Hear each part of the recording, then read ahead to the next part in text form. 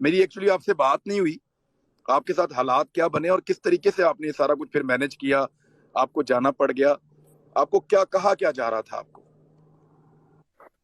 देखिए इमरान भाई, levels of harassment होते हैं, डिफरेंट लेवल ऑफ हरासमेंट हैं। पहले फोन आएगा कि ये ट्वीट डिलीट कर दो, आप ये सब कुछ फेस करते रहते हैं। आप सहाफ़ी हजरात हैं, आप अच्छे तरीके से जानते हैं कि ये ट्वीट डिलीट कर दो, ये डिलीट कर दो, ये बोलो, ये ना बोलो।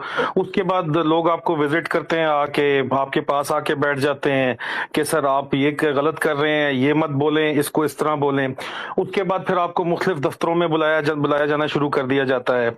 लेवल्स ऑफ हरासमेंट इंक्रीज किए जाते हैं आपकी रिजॉल्व को देखते हुए। अगर आप बाज नहीं आ रहे तो बाज तो इमरान भाई, मैं तो और आप जो है, हम हक सच की लड़ाई लड़े हैं। और मेरी तो आपको भी आपके माँ बाप ने यही सिखाया है। और हमारे मेरी माँ जो है, वालिद साहब की तो 95 में वफात हो गई थी। मेरी माँ तो जो है वो आर्डेंट सपोर्टर है हक और सच की। वो मैं तो उनके नाम से पे ट्वीटें भी करता रहता हूँ। और दरमियान में अगर मैं कोई जरा करने लगूं, जरा डिप्लोमेटिक बनने लगूं, तो मेरी उनसे बेइज्जती होती है कि तुम इंसान के बच्चे बनो, हक सच की बात करो। तो वो फिर मैं हक सच की बात तो मैं करता रहा, क्योंकि ये तो मैं आपको बताऊं, मैं आपको एक छोटी सी मिसाल देता हूं। मैं तोरखम पे, मैं वॉर जोन में था 2010 में। मेरे ऊपर 3 आईडीज हुई है, खुदकश हुआ जिसमें मैं जख्मी भी हुआ। अब ये मंगल बाग के इलाके में मैं वहां पे लड़ा था।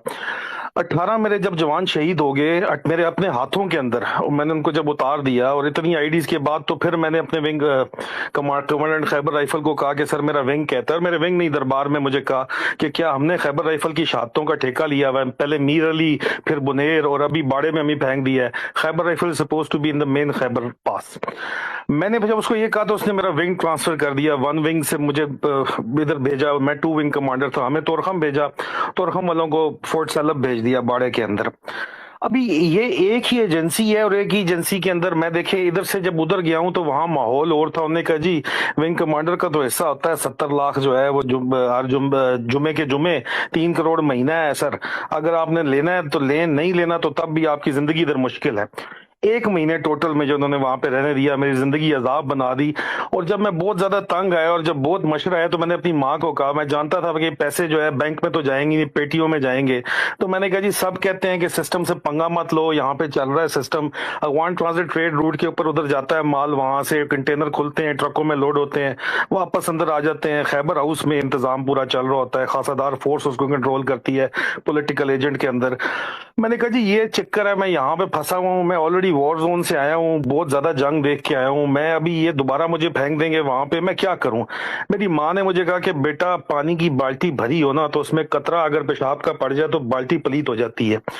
तू उस तरह करके तू रिजाइन दे दे। एंड दैट इज वेयर मैंने पहला अपना रिजाइन दिया। 5वां रिजाइन मेरा एक्सेप्ट हुआ, फुल एंड बैन।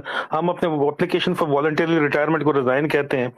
तो 5वां रिजाइन मेरा एक्सेप्ट हुआ। और 5वें उसके बाद मुझे फुल एंड बेनिफिट 21 साल की सर्विस के साथ, फुल ऑनरेबल सर्विस के साथ मैं वहां से निकला। उन्होंने मुझे फिर भी कहा कि एक वॉर जोन काटोगे, तो सवात में मैंने आखिरी काटा उसके बाद फिर। तो उस पर कहने का मकसद ये है कि वालदा मेरी हमेशा से एक बहुत ड्राइविंग फोर्स रही है, हमेशा से मेरे पीछे। तो ये जब मामलात ये जब खराब हुए बहुत ज्यादा, तो यहाँ पे भी मैंने अपनी वालदा को बताया कि मुझे बहुत ज्यादा तंग किया जा रहा है, प्रेशराइज किया जा रहा है। मैं अभी इमरान खान को सपोर्ट करने के चक्कर में, और खान साहब से मेरा एक पुराना दिली रिश्ता है, उनकी शौकत खानम की फंडिंग से मेरा उनके साथ तल्लक है। हम कुछ 3-4 दोस्त हैं जो सारी उम्र उनके साथ रहे, आज दिन तक जो है उनके करीब करीब रहे हैं। तो एक हमारा तल्लक उनके साथ दिली तल्लक भी है। और दूसरा, कौन नहीं चाहता कि यार ये रॉटन सिस्टम, ये स्टिंकिंग रॉटिंग सिस्टम से हमारी जान छूटे? ठीक है, कॉन्स्टिट्यूशन